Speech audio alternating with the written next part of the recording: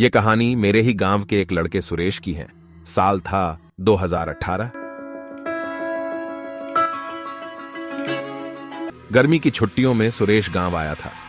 सुरेश बचपन से ही शहर में रहने वाला गांव का एकमात्र लड़का था, जिसकी वजह से वह गांव के लोगों से ज्यादा मतलब नहीं रखता था। गांव में उसका कोई दोस्त नहीं था। हमारे गांव के आसपास कोई भी मोबाइल टावर नहीं था, जिस कारण से वहां इंटरनेट प्रॉपर काम नहीं करता था।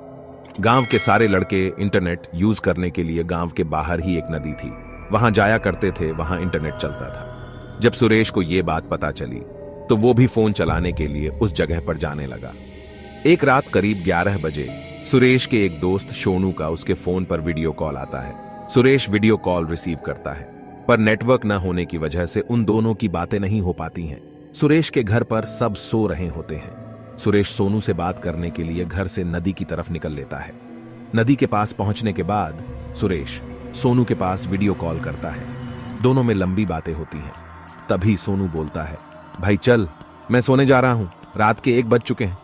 उसके बाद सोनू फोन काट देता है। फोन कटने के बाद जैसे ही सुरेश घर की तरफ बढ़ने के लिए कदम आगे बढ़ाता है, वैसे उसके कानों में किसी के पायल की आवाज पड़ती है। सुरेश झट से पीछे मुड़कर देखता है। पीछे मुड़ने पर उसको वहां कुछ नहीं दिखता। उसके बाद वह फिर अपने घर की तरफ बढ़ने लगता है, लेकिन जैसे ही फिर अपने कदम बढ़ाता है, उसको वही आवाज फिर से सुनाई देती है। वह फिर पीछे मुड़कर देखता है और आवाज लगाता है, कौन है?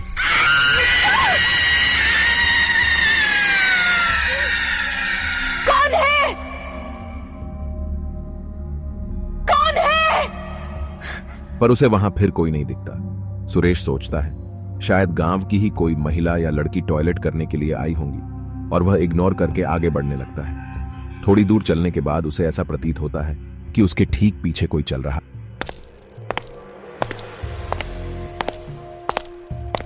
वह डर जाता है और बिना पीछे मुड़े तेजी से चलने लगता है।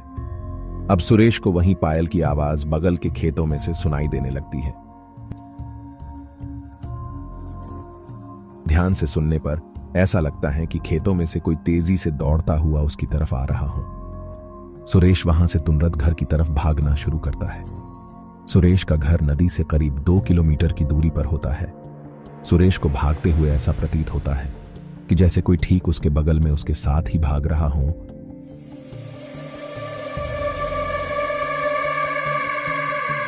तभी वह तेजी से किसी से टकराता है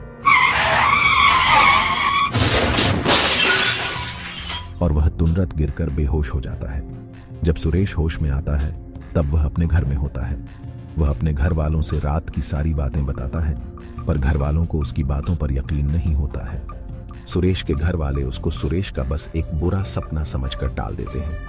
तभी वही पास में बैठी गांव की ही एक बूढ़ी औरत सुरेश को अपने पास बुलाती है और सुरेश से कहती है,